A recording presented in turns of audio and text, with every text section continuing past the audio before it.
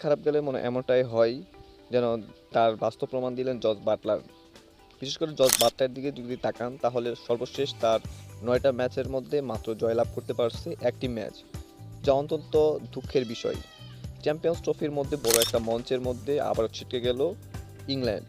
2029 এর পর ওডিয়া ম্যাচের মধ্যে নিজের দলকে ভালোভাবে গুছাতেই পারছেন না জস বাটলার। বিশেষ করে তার ৯টা ম্যাচের মধ্যে ৮টাতেই পরাজিত হয়েছেন তিনি এবং শুধুমাত্র একটি ম্যাচ জয়লাভ করেছেন। যদি আপনি 2025 অর্থাৎ এই বছর চ্যাম্পিয়ন্স ট্রফির দিকে তাকান, গতকালকে ম্যাচের মধ্যে অর্থাৎ আফগানিস্তান এবং ইংল্যান্ডের ম্যাচের মধ্যে ইংল্যান্ড বাজেভাবে পরাজিত হয়েছে আফগানিস্তানের কাছে।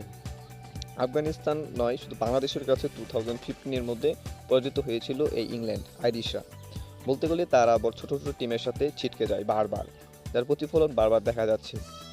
স্পেশালিভাবে জস বাটলারের কথায় আসা যাক।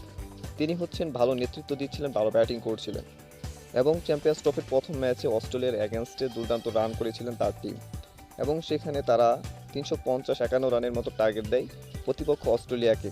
কিন্তু সেই ম্যাচ, দুঃখের বিষয়, সেই ম্যাচটাও পরাজিত হয় অস্ট্রেলিয়ার কাছে। তৃতীয় ম্যাচ আফগানিস্তানের এগেনস্টেও তার প্রতিফলন ঘটে। বলতে গেলে আফগানিস্তানের এখন সোনালি একটা সময় যাইতেছে। কিছুদিন আগে টি-20-র মধ্যে তাদের ঝলক দেখাইছে, এখন দেখাচ্ছে চ্যাম্পিয়ন্স ট্রফির মধ্যে। অস্ট্রেলিয়ার সাথে সেই ম্যাচটা জয়লাভ করতে পারে তাহলে চ্যাম্পিয়ন্স ট্রফি কোয়ার্টার ফাইনালে তাদের যাওয়ার সম্ভাবনা অনেকটা এগিয়ে থাকবে। কারণ হচ্ছে আফগানিস্তান যে ঝলক দেখাইতেছে অন্তত দেখার মতো, এবং অবশ্যই বাংলাদেশকে সেখান থেকে অনেক কিছু শেখার আছে। বাংলাদেশের যা কনফিডেন্স নেই এটা দেখাই যায়।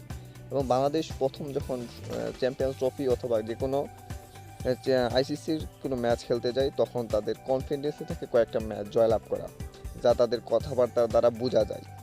এবং বলতে গেলে বাংলাদেশ এমন একটা পর্যায়ে আছে যা অত্যন্ত বাজে। আজকে ম্যাচের মধ্যে বাংলাদেশ কি তাদের সেটা দিতে পারবে পাকিস্তানের সাথে? ইতিপূর্বে বৃষ্টি পড়ছে, সেজন্য খেলা আপাতত স্থগিত রয়েছে। বলতে গেলে বাংলাদেশ কি আফগানিস্তান থেকে অনেক পিছিয়ে রয়েছে। তো ইংল্যান্ড তো আগের পজিশনে নাই, তারা তাদের অতীতের জায়গার মধ্যে ফিরতে পারছে না। স্পেশালিভাবে তাদের বোলিং অ্যাটাক প্রচুর মার খাচ্ছে। তাদের বোলিংয়ের মধ্যে জফরা আর্চার, হুড দুর্দান্ত বোলিং করলেও কোনটা কাজে আসছে না। স্পেশালি হুডের যদি বোলিংয়ে আসেন, প্রথম চ্যাম্পিয়ন্স ট্রফির প্রথম ম্যাচ অস্ট্রেলিয়ার এগেনস্টে তার প্রথম 6 ওভার ছিল 150 কিলোমিটার পার আওয়ার গতির উপরে, কিন্তু তারপরেও কোনো কাজে আসতো না তার অভিজ্ঞতা।